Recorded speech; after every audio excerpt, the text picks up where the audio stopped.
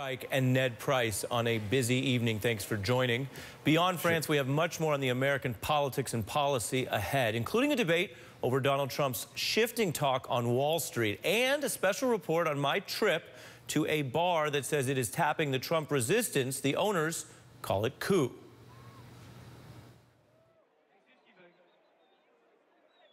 And we're going to have more on that ahead.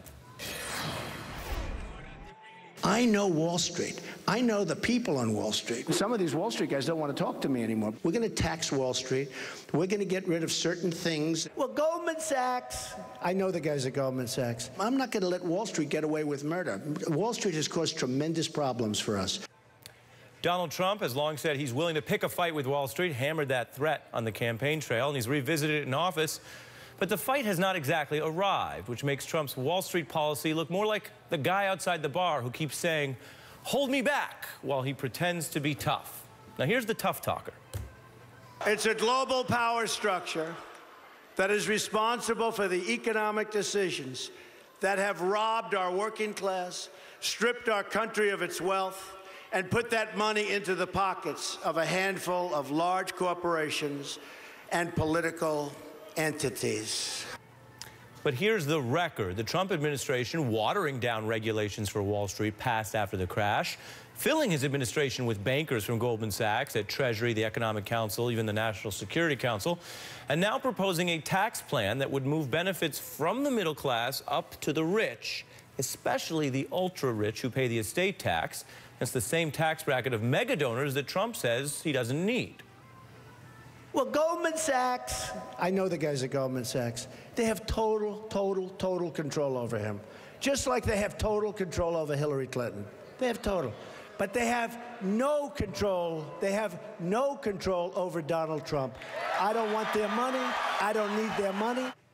Now, take this context for Trump's tough talk about Wall Street. He had an interview with the financial data and media company Bloomberg News, which is a conduit to the street, and he told them now he's considering embracing a potentially progressive plan to crack down on big banks, the Depression-era Glass-Steagall rule, which limits how much gambling consumer banks are allowed to do. Quote, "I'm looking at that right now," Trump said of breaking up the banks in a 30-minute Oval Office interview. "There's some people that want to go back to the old system, right? So we're going to look at that." The markets heard that tough talk, and they gyrated for about 14 minutes before investors figured out it was, quote, "no big deal," as the New York Post recounted. So Trump's words about Wall Street had some impact on the street. And this is a man who says he knows words. I went to an Ivy League school. I know words. I have the best words. Are these just words, though? Republicans used to run on defending Wall Street and governing for Wall Street, which proved somewhat unpopular lately. Has Donald Trump found a better political approach? Talk smack about Wall Street, scare the markets for a hot minute, and in the end, yes, still govern for Wall Street. I'm joined by former Senate Democratic Counsel Dennis Kelleher, who runs the Wall Street reform group Better Markets, Richard Farley, a Wall Street attorney and author of the book Wall Street, and Dorian Warren, a fellow at the Roosevelt Institute, focusing on economic inequality. Dennis, is it just talk? Well, you know, people forget, and I'm glad you reminded your audience, that Donald Trump was the most anti-Wall Street presidential candidate since FDR in the 1930s. And he has forgotten all of that since he got into office, both with what he has said for policies and the people he's appointed. So one has to believe, given the people he's surrounding himself with, and given what President Trump has said for policies as to Wall Street, which he has embraced across the board, that if he starts talking about a new Glass-Steagall, it's not going to be a Glass-Steagall that people really want. It's not going to be a Glass-Steagall that protects Main Street from Wall Street. It may well be, as we warned, a Glass-Steagall that works incredibly well and uniquely well for Goldman Sachs, because it could eliminate Goldman Sachs or diminish Goldman Sachs' toughest competition from J.P. Morgan Chase, Citibank, and the other big banks, because Goldman Sachs would make them divide their business up, and it's a divide-and-conquer strategy if you're Goldman Sachs. So Good news for Goldman Sachs, not good news for Main Street. Richard? Well, I'm not sure Donald Trump knows what he means when he says a new Glass-Steagall.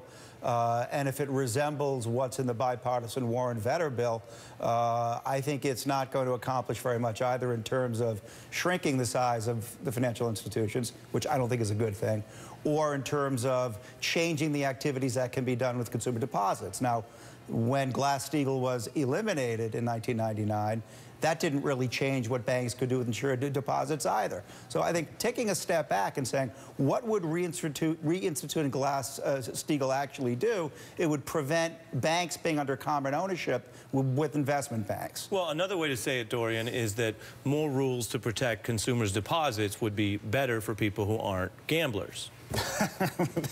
That's exactly right. But that won't change what can be done with deposits. Be very clear on that. Reinstituting Glass-Steagall doesn't change one iota what banks can do with deposits that are insured by the FDIC. Dorian and then Dennis. This is the same administration that wants to get rid of the Consumer Financial Protection Bureau. So in terms of looking out for consumers, I'm not sure that's at the top of the Trump administration agenda, nor the Republican Congress. And secondly, what we've learned from this administration a little over 100 days is that there's some challenges with being able to govern competently. And so even if he talks tough, we know that we should be watching what he does.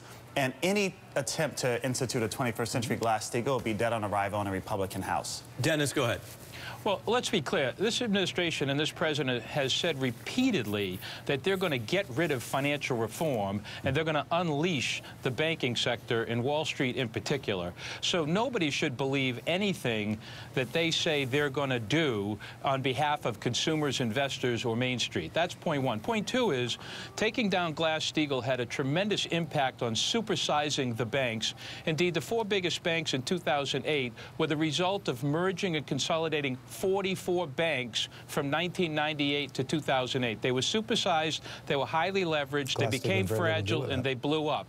So bringing Glass-Steagall back will not solve all problems, but bringing back a real Glass-Steagall Act will protect insured deposits from being used as leverage for the high-risk investment banking gambling that's going on. And Dennis, you're upsetting Richard, which I could tell from the speed of your head shaking. Well, because it's a misstatement of the law. You cannot use the insured deposits, and those provisions of the original Glass-Steagall Act of 1933 were never changed. And you also cannot leverage off of that through affiliated transactions. Those provisions of the original Glass-Steagall Act are still in place. You need to look at what happened with the London whale, where J.P. Morgan Chase used $350 billion of insured deposits on a proprietary trade that was a notional amount of more than $1 trillion. They used insured deposits.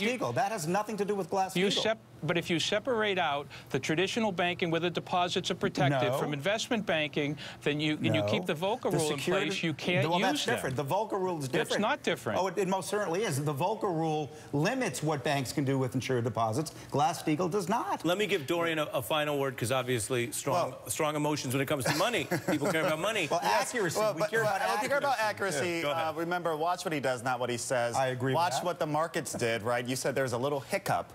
They're not taking him seriously at his word. The one game-changing thing that could change this entire conversation is if there's another financial crisis. Well, and that was the biggest point, that the markets, which have all the financial reasons to pay attention, don't believe Donald Trump anymore when he talks tough on Wall Street. That is telling. Richard Farley, Dennis Keller, and Dorian Warren, thanks for your expertise. Thanks, Ari. Thank you. Coming up on the